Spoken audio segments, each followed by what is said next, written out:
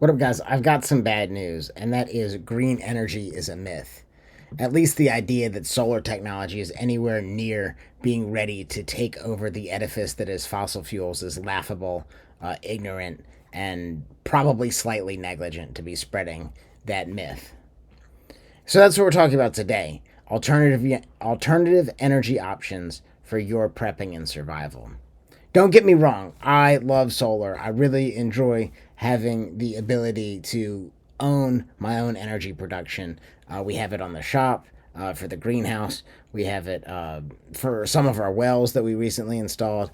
Even our chicken coop is solar powered. So I'm not opposed to renewable energy, but there's a lot of misconceptions that need to be addressed before you go spending money in that.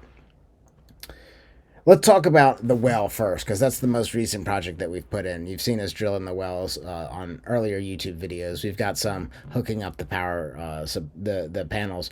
But what I've learned in building the off-grid solar well pump system is that there is no battery technology that is sophisticated enough to pump water with any reliability. So what we've had to do, and believe me, I've looked, right, and we could get pretty close, but we're spending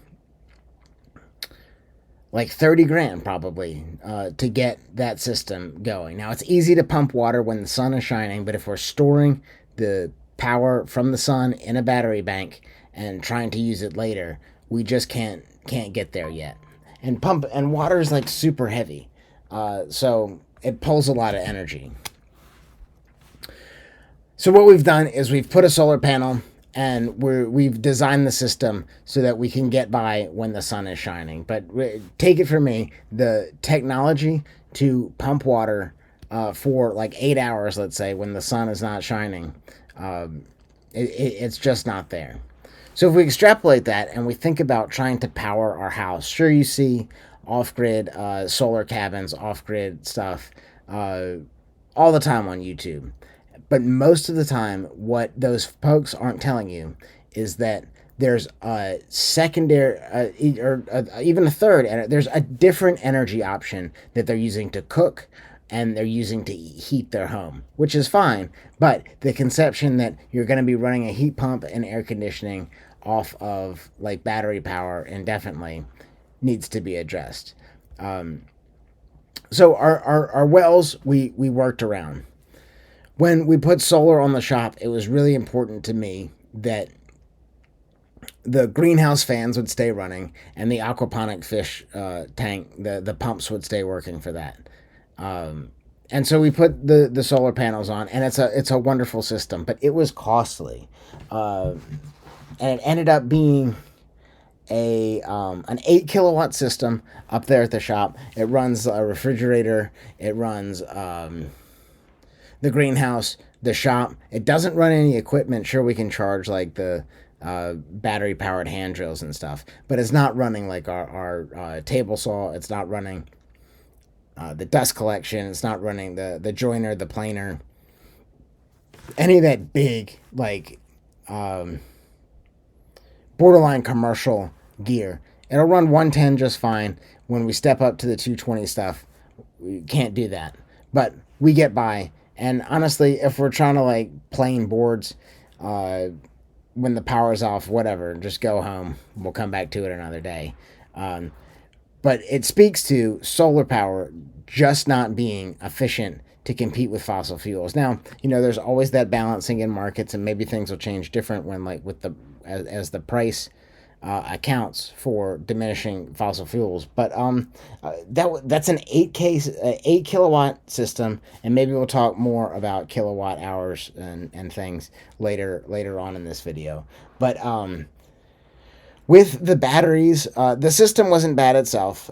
It was quoted at $36,000, but 17,000 of that was for the battery power. Now we got some tax credits and some discounts and stuff, but that's a lot of money to be able to run a refrigerator and some pumps and stuff.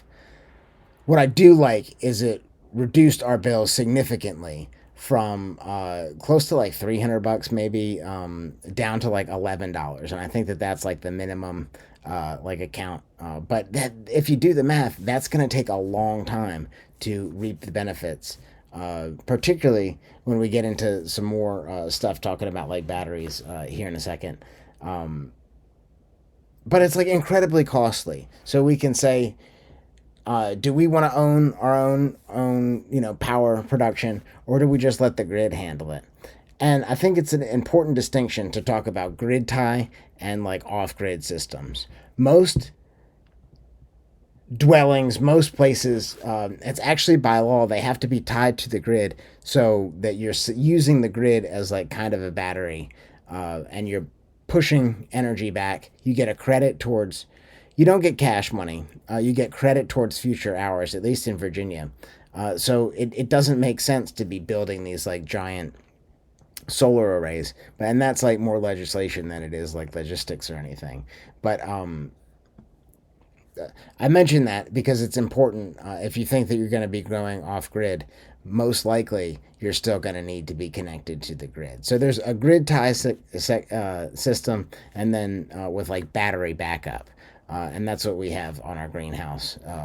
But if we think of like independent stuff like the chicken coop, it takes a lot of battery power to be heating water and keeping those lights on. But that ended up being like $4,000 for our chicken coop system. Now, was it worth it? Absolutely. Do we get a lot of production out of that? Yes. Is it better than running a generator? Yes, because I don't have to. It's like more hands off. But the lifespan of these batteries has to be talked about too.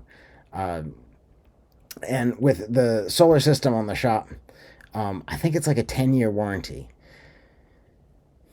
for the batteries. And the lifespan of the panels is like 20 years or something. So I think if you're looking for a great job in like 15 years, if you're in solar panel recycling, you're going to kill it. But it's you just have to think about these things. Like, what's the lifespan of your batteries? And are you going to get your money back in that time while not generating as much power as you need? And so we're building another chicken coop. Follow us on YouTube for that video. Hit the subscribe button so you'll see that. But I was looking up a Jackery system. Now they're probably one of the better power off-grid power systems. You can buy the panels, buy like the charge controller. It's like in one really nice self-contained engineered box. Now the Jackery 3000 is a $3,000 to $4,000 system, and that doesn't really include the panels, so you have to buy the panels additionally. Those are the cheapest part, but it can only run 1,500 watts for like 2.2 hours. Now that's a coffee maker. That's like a water heater, but like 2.2 hours is not a lot of time. It's certainly not going to get you through the night if you need that water heated up. So it's just something that we think about. We're just not there yet. We're so close, but we're just not there. In the early days of solar batteries, in particular, all my friends that had them, they burned through their first set of batteries just by using too much electricity or by like not charging. And also, like, the batteries were a different thing. There's a lot of stuff has come.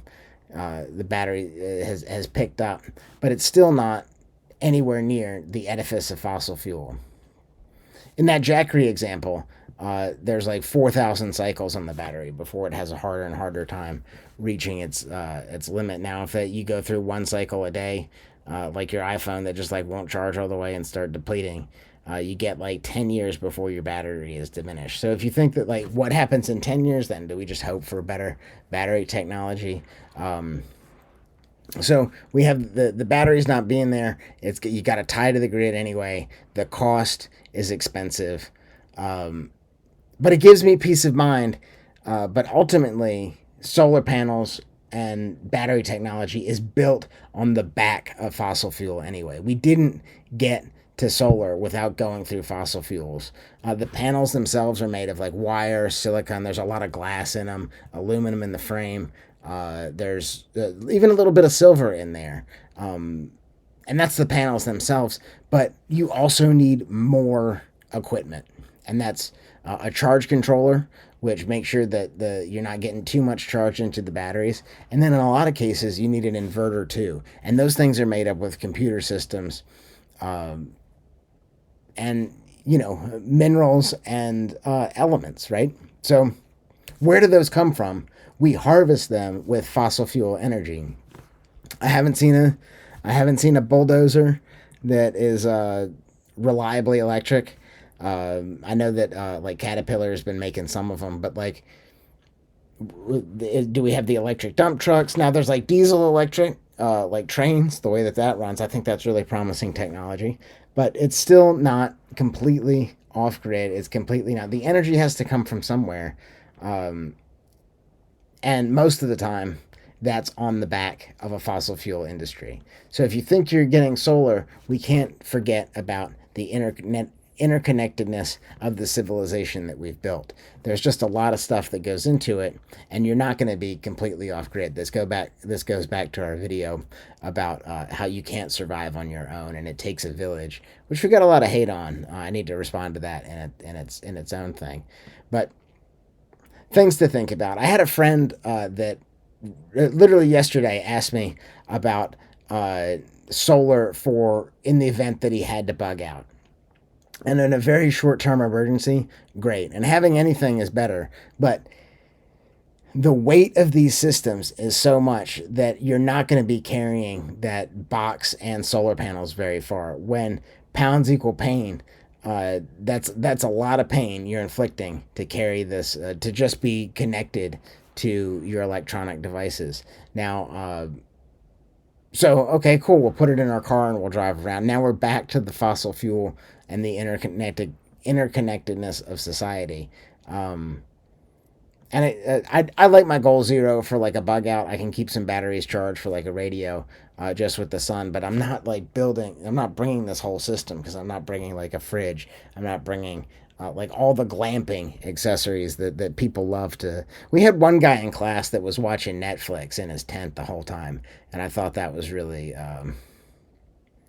I don't know, just interesting. But he brought multiple battery backups, and he was like, I mean, he was having a good time, I guess. But it's just interesting, and I think all of these is why we're seeing such a push for nuclear power.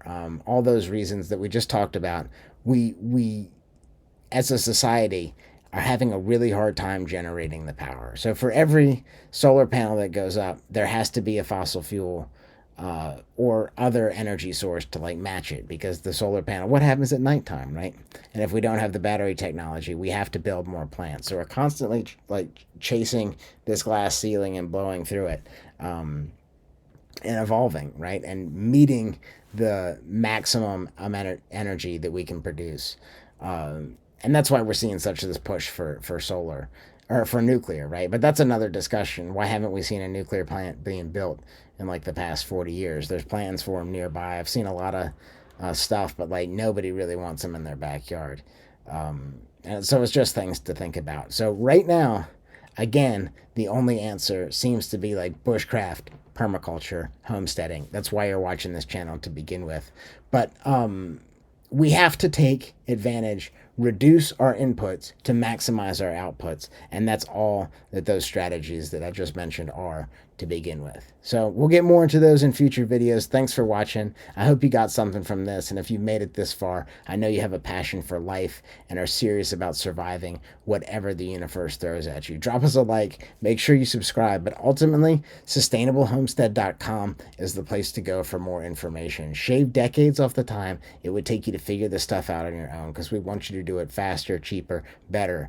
And look through our resource library at Sustainable Homestead.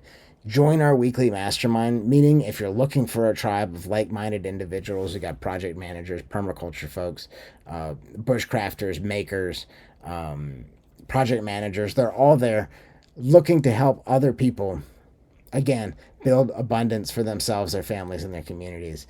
You can't afford not to be on that call. If you want the sheer download of information and to see what we've built here at the Sustainable Homestead Institute, check out sustainablehomestead.com again and book your in-person either a tour or either a tour or a survival trip. or survival evolution. We teach this stuff all the time in really hands-on ways that give you the sheer download. So you don't have to spend weeks, months, years floundering in the wilderness. Get the skills distilled for you by really experienced teachers. As always, preparation today means peace of mind tomorrow, and we'll see you in the future. Thanks for watching.